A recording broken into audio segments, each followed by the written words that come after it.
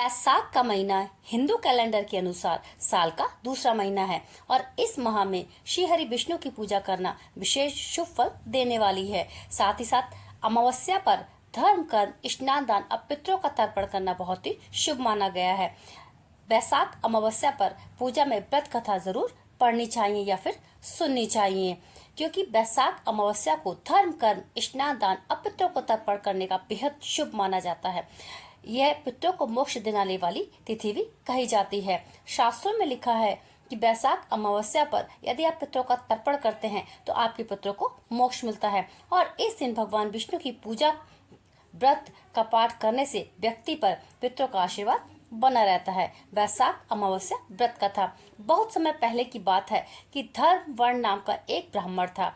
वह बहुत ही धार्मिक प्रवृत्ति का था। वो हमेशा व्रत उपवास करता, ऋषि मुनियों का आदर और सत्कार करता और उनसे ज्ञान ग्रहण करता।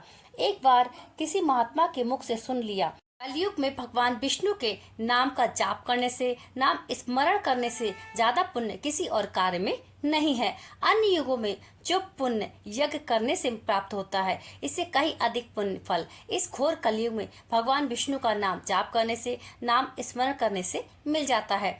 धर्मवर्ण ने इस बात को आत्मसात कर लिया और सांसारिक जीवन छोड़कर संन्यास करके भ्रमण के लिए निकल गए। एक दिन घूमते घूमते वह पितृलोक जा पहुंचे। वहां उन्होंने देखा कि उनके पितृ बहुत कष्ट में हैं। पितरों ने ब्राह्मण को बताया कि उनकी ऐसी हालत तुम्हारी संन्यास ग्रहण करने के कारण हुई है, क्योंकि जब अब उनके लिए पिंड दान करने वाला कोई शेष नहीं है। अगर तुम वापस जाकर अपने गृहस्थ जीवन की शुरुआत करो और संतान उत्पन्न करो तो हमें इस कष्ट से राहत मिल जाएगी। उसके साथ ही उन्होंने कहा कि बैसाख अमावस्या के दिन विधि विधान से पिंड दान करो। पितरों की बात सुनकर धर्मवर्ण ने उन्हें आश्वासन दिया, वचन दिया कि वे उनकी इस इच्छा को अवश्य पूर्ण करेंगे। इसके बाद धर्मवर्ण ने अपना सन्यासी जीवन छोड़ दिया और पुनः सांसारिक जीवन को अपनाया। धर्मवर्ण ने पितरों के लिए बैसाख अमावस्या के दिन पवित्र नदी में स्नान किया, पीपल वृक्ष की परिक्रमा की, पितृ तर्पण किया और भगवान विष्णु की पूजा की। इस कठिन तप और श्राद्ध से धर्मवर्ण के पितरों को मोक्ष मिल गया और धर्मवर्ण को भी सुखी जीवन का वरदान मिला।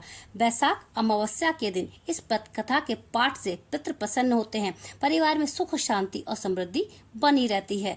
बैसाख अमावस्या के दिन सत्तू का दान, गंगा जल का दान, तिल का दान और कपड़ों का दान करना चाहिए।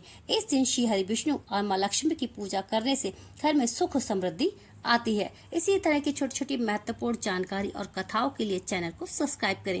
वीडियो पसंद आए तो लाइक शेयर जरूर करें।